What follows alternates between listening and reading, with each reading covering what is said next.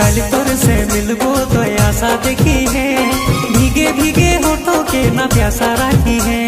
कैसे ना मिलबो हम वादा करली, प्यार तोरा जाने से ज्यादा करली। कल तोर से मिलबो तो आशा देखी है, भीगे भीगे होठों के ना प्यासा राखी है।